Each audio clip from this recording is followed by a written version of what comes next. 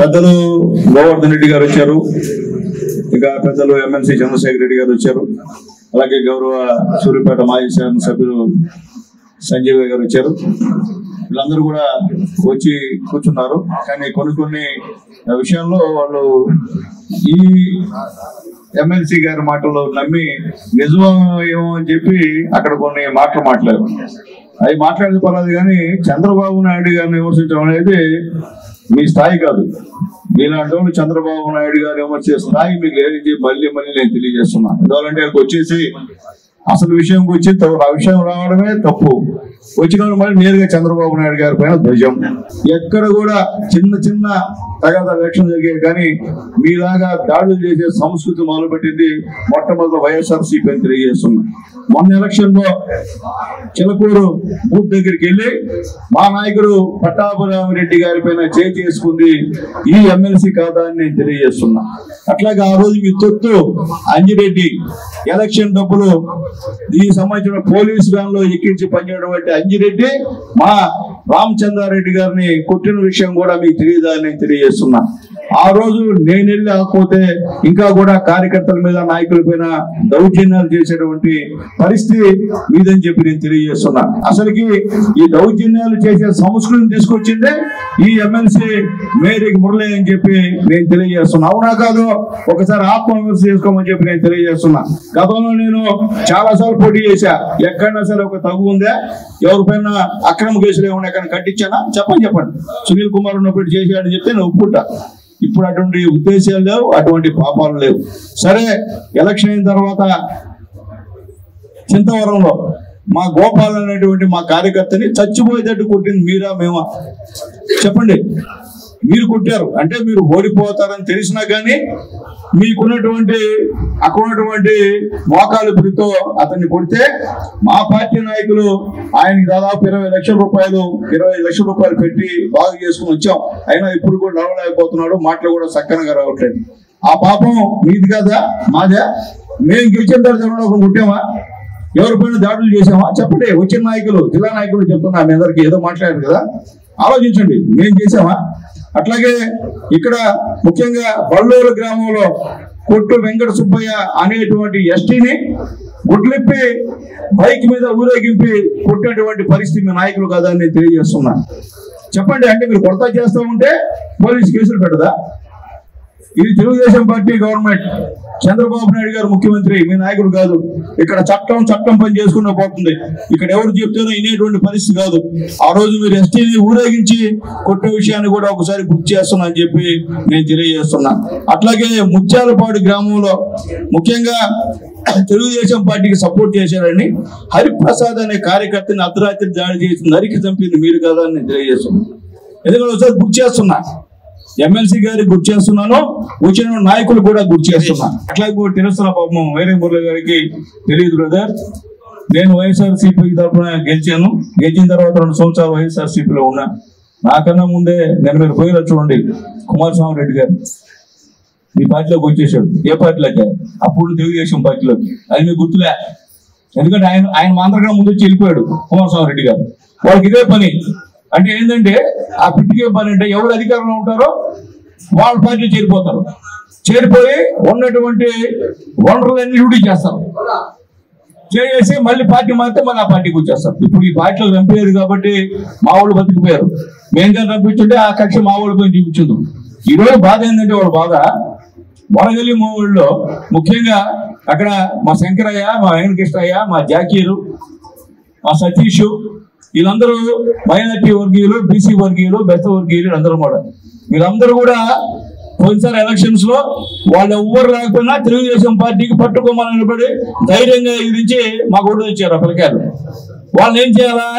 మళ్ళీ ఈసారి వాళ్ళని అడ్డుదొరికించుకోవాలా అనే ఉద్దేశంతో అక్కడ మోమిడిలో ఈ మత్స్యకారులకు సంబంధించిన బోట్ల విషయంలో without information Sunil Kumar Telugu Desam party MLA మాకు ఇన్ఫర్మేషన్ ఇదా ఈకుండానే పాప మత్స్యకారులను మోసం చేసి వాళ్ళ పేర్లు పెట్టేసి పాత బోట్లు అంటే కొన్నట్టు తీసుకునే కార్యక్రమాలు శ్రీకారం చుట్టారు.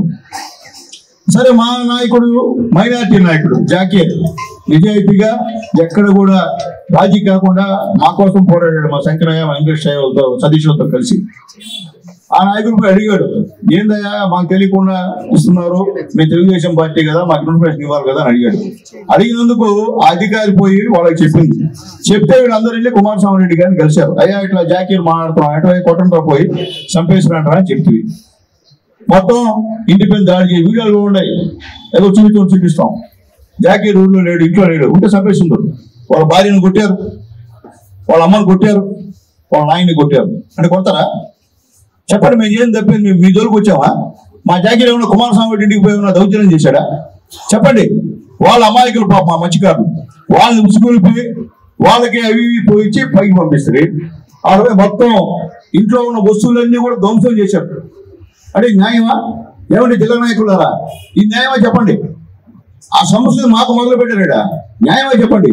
మీరు కొట్టి మా నాయకుడిని ఎతికి, నా కొడుక మీరు ఒకటి చెప్తున్నా, కుమారస్వామి రెడ్డి భిక్ష లేకుండా మీరు బతికేదానికి లేదు, మర్యాదగా వచ్చి కుమారస్వామి రెడ్డి కాళ్ళు పట్టుకోమని చెప్పు మీ మొగుడిని, లేకపోతే వాడిని చేస్తాం. మేము మళ్ళీ చెప్తున్నా, మా జాకీర్కి ఏమైనా జరిగినా, అలాగే మా నాయకులు అక్కడ వచ్చిన మా శంకరయ్య, వెంకటకృష్ణయ్య, మా సతీష్, వీళ్ళకి ప్రాణాలకి ఏ ముప్పు జరిగినా దానికి కారణం కుమారస్వామి రెడ్డి అని చెప్పి నేను మళ్ళీ తెలియజేస్తున్నా. దాంట్లో డౌట్ లేదు. అవసరమైతే కూడా ఎస్పీ గారికి ఫిర్యాదు చేస్తామని తెలియజేస్తున్నా. తర్వాత పోలీసు వాళ్ళ మత్స్యకారులను పిలిపించి విచారించారు. ఏమా ఇంటి ముందు పోయారు, అసలు ఏంది మీ కథ ఏందని చెప్పి ఫోన్ లాక్కొని చెప్తే, ఫోన్లు లాక్కుంటే ఆ ఫోన్లు విచారిస్తే సిఐ ఎస్ఐ గారు మొత్తం కుమారస్వామి రెడ్డి ఫోన్లే, కుమారస్వామి రెడ్డితో మాట్లాడారు. ఇంట్లో పోయినప్పటి నుంచి, కొట్టినప్పటి నుంచి, పరారైన దగ్గర నుంచి మొత్తం ఆయన ఫోన్లే. చెప్పండి, దానికి ఎవరు బాధ్యత చెప్పండి? ఫోన్లో మాట్లాడింది మీరే కదా, మీరే కొట్టించింది. మత్స్యకారులు అమాయకులు తెలియదు పాపం.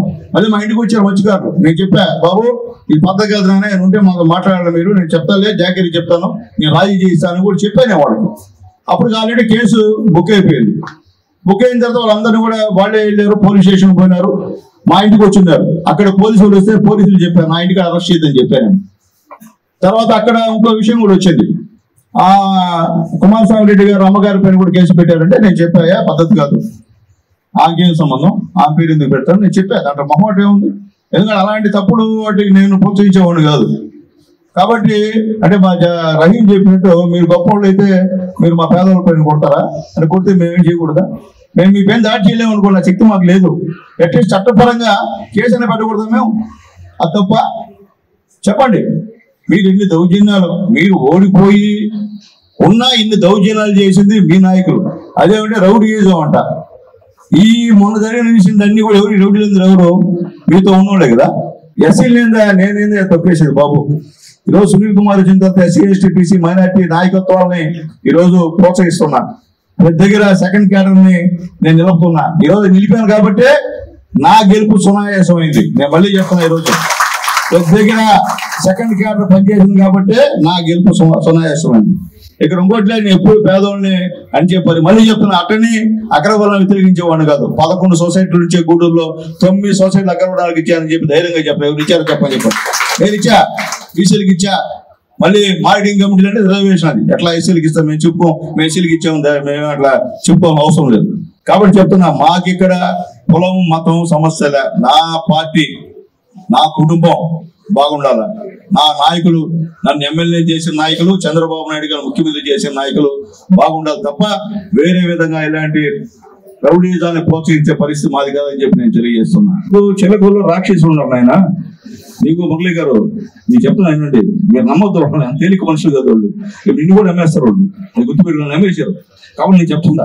కాబట్టి మనం అంటే వాళ్ళకి ఊరికే పేరుకి మీరు ఇచ్చారు కాబట్టి నేను ఆ రోజు ఎమ్మెల్యే కాబట్టి నాతో ఉండేవారు. వ్యక్తి కింద మనం అంటే పడదు ఆయన వాళ్ళకి, దాంట్లో మొహమాటం లేదు నాయన. అర్థం చేసుకో, నేను కూడా ముంచేస్తాను. రేపు ఎలక్షన్ లో లేదు తెలుగుదేశం పనికి వస్తున్నాను, నీతో రోజు సాయంత్రం పక్కనే ఉంటారు, నర్సంలో నా పక్కన వచ్చేస్తారు. ఈరోజు చెప్తున్నాను నేను మళ్ళీ అందరికీ, వాళ్ళని నేను పార్టీలో చేర్చుకోలేదు కాబట్టి ఇవన్నీ కూడా చేర్చేసుకోవాలంటే ఏమి ఉండవు. మీరు కూడా ఊరికి పోయే పరిస్థితి కూడా ఉండదు. కాబట్టి మరి మర్చిపోయినా, కుమారస్వామి రెడ్డి గారు పాపం ఎస్సీ సర్పంచ్ పెట్టాడు మా ఊళ్ళో. 40 లక్షల రూపాయలు మొత్తం అవినీతి చేశారు. ఎక్కడ పైప్ లైన్ లేదు, వర్కులు లేవు, మొత్తం ఎంక్వైరీ జరిగింది, డిపి ఆఫీస్ చేశారు. దానిపైన కొత్తగా ఆయన దయ వల్ల ఈ అమ్మాయికి చెక్ పడిపోయింది, ఎస్సీ మహిళకి. అంటే ఇప్పుడు కూడా మీరు ఎస్సీని మీరు అడ్డం పెట్టుకొని దొబ్బిలేదు. మీరు ఆ చెక్ పరుగు పోయింది మా వాళ్ళకి. నాయకుడు మీరు నిజంగా మీ పైన కక్ష కట్టి నేను కక్ష సాధించాలంటే నీ పైన కేసు పెట్టినా చెప్పు, కేసు పెట్టించాను మీ పైన నేను. కాబట్టి ఒకటే నేను చెప్పేది ఒకటే, కుమారస్వామి రెడ్డి గారు కూడా ఇది మంచి పద్ధతి కాదు. నువ్వు మా పేద కార్యకర్తల నాయకుల పైన ఈ విధంగా కక్షాదించేది చేస్తే మాత్రం నేనైతే ఒప్పుకునే సమస్య లేదు. న్యాయం అయితే చెప్పండి, ఇంటా మీ మాట కూడా న్యాయం అయితే. అంతేకాని నేను ఎదురు చూచారని చెప్పి మా దళిత ఎస్సీ ఎస్టీ బీసీ పైన నీ యొక్క దౌర్జన్యాలు కుదరదని చెప్పి నేను తెలియజేస్తాను. మళ్ళీ చెప్తున్నా, రేపు మత్స్యకారులకు నీకు ముందు బెదిరి చేసింది అంటే డబ్బు ఉన్నాడు కదా, ఏం వాళ్ళని తీసుకురాలేదు నువ్వు కొట్టిస్తే మా వాళ్ళు కొట్టిస్తే వాళ్ళందరూ లోపలేసే వాళ్ళు లోపల ఉన్నా ఏం వాళ్ళకు బెయిల్ పెట్టలేదు నువ్వు చెప్పరా పెడచ్చు కదా వాళ్ళు నీ మనుషులు అంటే. నేను మళ్ళీ చేతున్న మత్స్యకార సోదరులకి, బాబు మీరు బయట వచ్చిన తర్వాత ఖచ్చితంగా రాజీ చేస్తాను నేను, నాకు రెండో మాట్లేదు. మీకు మాకు ఎప్పుడు రచ్చలు లేవు. మీరంటే చంద్రబాబు నాయుడు గారికి గౌరవం, మత్స్యకారులు అంటే ఎప్పుడు ప్రేమే. దగ్గరుండి నేనే రాజీ చేయిస్తా, మీ కేసులు కూడా ఖచ్చితంగా తీస్తానని చెప్పి ఆ మత్స్యకారులకి హామీ ఇస్తున్నా. అంటే రెండో మాటలేదు, నాయకులు కూడా చెప్పున్నాం.